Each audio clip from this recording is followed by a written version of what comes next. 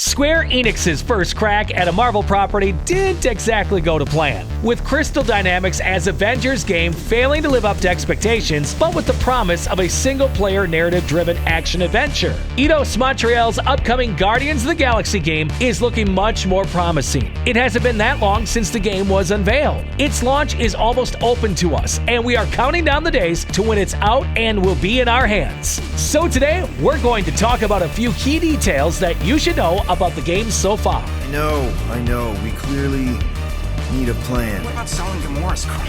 What? Before we dive in, welcome back to League of Gamers, your source for best played games and gaming content. We deliver fresh, new, and fun videos just for you. Look out for more gaming videos from us. Don't forget to subscribe and leave a like for this video. Without any delay, let's get started. Castle, it is an impregnable fortress. So how do we impregnate it? Ask Peter!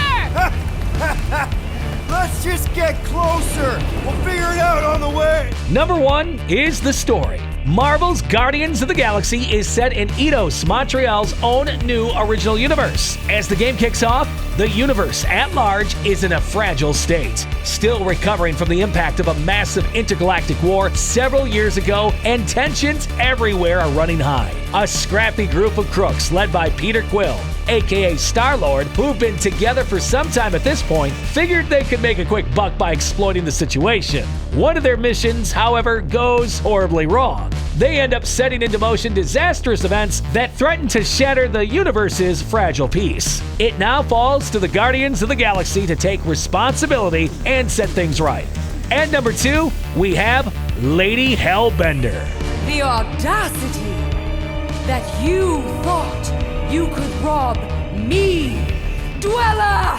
Feast upon them! Marvel's Guardians of the Galaxy's choice for its antagonist is an interesting one. We don't know if she'll be one of several big bats in the game or the biggest bat of them all. As a more recent and relatively lesser-known addition to Marvel lore, Lady Hellbender is quite an intriguing villain to bring into game. She has quite a fondness for cosmic beasts and monsters of all kinds. As the queen of the Hellraisers on the planet, her ultimate goal is to build the ultimate sanctuary for monsters of all kinds where they don't have to live in fear of being hunted all the time.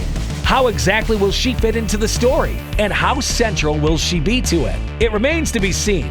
But from what little we've seen of her so far, especially her interactions with Drax, it looks like she's going to make for an interesting addition to the game's cast. Number 3, Star-Lord.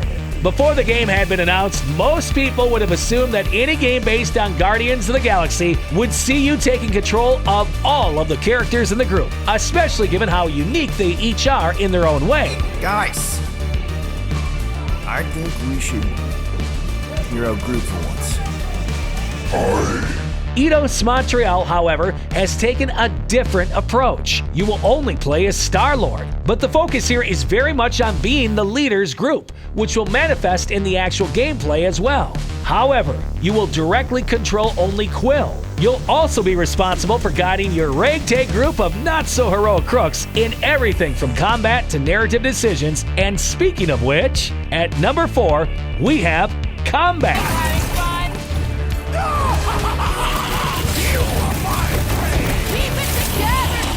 Combat in Marvel's Guardians of the Galaxy is shaping up to be an interesting mix of action and strategy. As Star-Lord, you will be doing a lot of running, sliding, shooting, and using his jet boots, while also making use of your teammates' abilities will also be a crucial component of the core loop. Each Guardian will have its own unique strengths, from Rocket's love of firearms and explosives, to Gamora's quick and lethal melee strikes, to Groot's ability to heal his teammates. It will be up to the player to use these abilities by dueling out commands during combat. Mixing and matching different abilities to pull off chains and combos is going to be key. Elemental damage and exploiting enemy weakness will also need to be central to your strategy if you want to do well in firefights. Alright guys, at number 5, we have the Huddle. Groot, are you really offering to... No. It looks like working together as a team will be a central theme in Marvel's Guardians of the Galaxy.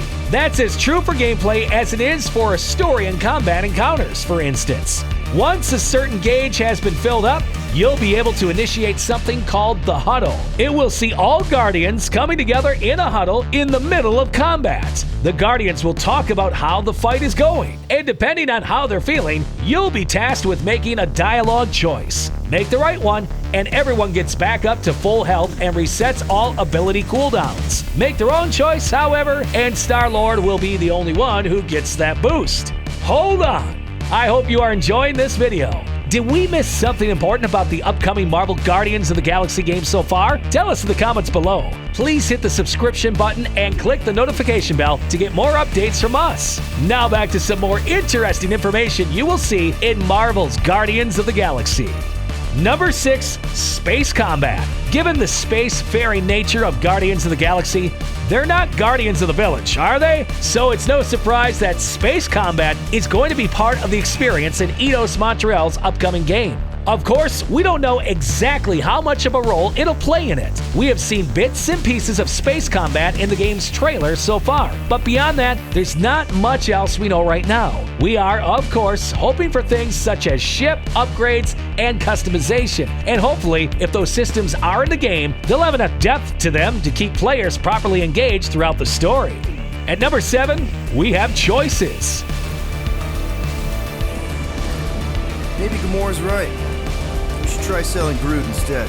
What? Eidos Montreal has a knack for delivering choice-based gameplay and stories in its games. Now, Marvel's Guardians of the Galaxy and Deus Ex are obviously two different beasts, and the choices in the former aren't going to be even remotely similar to the latter, but there will be choices. As Star-Lord, you'll be making dialogue and story choices throughout the story that will alter the course of certain moments that will influence his relationships with his teammates and more.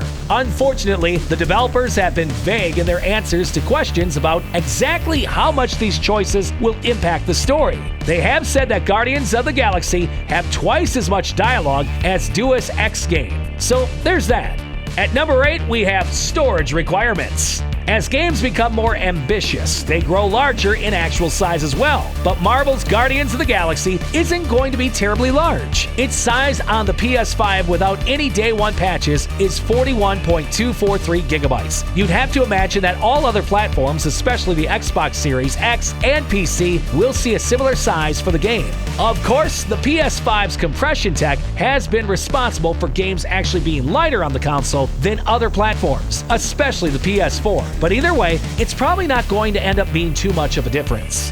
Number 9, DLSS and RTX. Of course, many are going to be playing Marvel's Guardians of the Galaxy, not on a console, but on a PC. If you are planning on doing that as well, there's good news for you. Right at launch, the game will support both RTX, ray-traced reflections to be more specific, and DLSS on PC. It should mean better resolutions, crisper image quality, and smoother frame rates if everything is used the way it should be.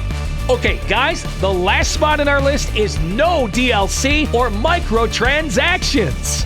Being a single-player only game is one of Marvel's Guardians of the Galaxy's biggest hooks. Since the moment it was announced, the developers at Eidos Montreal have emphasized several times that this is not going to be a live service title, Elba Adventures. There are no plans for DLC or expansions, and the games are confirmed to not have any microtransactions. It means that any and all skins or cosmetics in the game will be unlockable through gameplay. Of course, plans can always change with games following release and often do, especially if they turn out to be really successful, but at least right now, Eidos Montreal is sticking to the no DLC and microtransaction statement pretty firmly.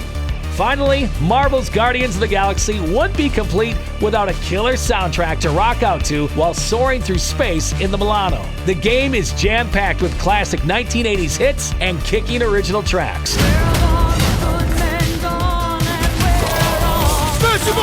Get ready to rock with Marvel's Guardians of the Galaxy on October 26, 2021. A cloud version will be available on Nintendo Switch. It is available to pre-order right now. Those who pre-order any version of the game will gain early access to the Throwback Guardians Outfit Pack. Yes, it will be releasing this month, so I am super excited. That's all for now. If you enjoy what you saw, please hit the like button, and if you're new to the channel, now is a great time to subscribe.